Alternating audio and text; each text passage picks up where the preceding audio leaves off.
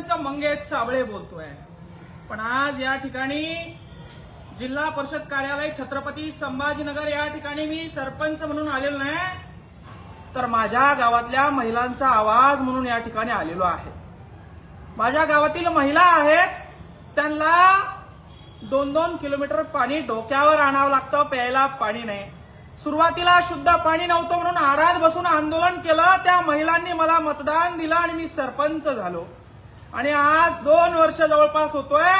जल जीवन मिशनचं काम या ठिकाणी 2020-21 मध्ये चालू झालेलं आहे। जल जीवन मिशनचं काम 4 वर्ष झाले, अजून पूर्ण झालेलं नाही।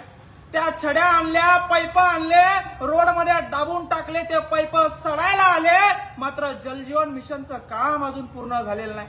4 वर्ष झाले जल जीवन मिशनचं उद्घाटन झालं, 1,80,00,000 इस्टिमेट तयार केलं बघा मित्र।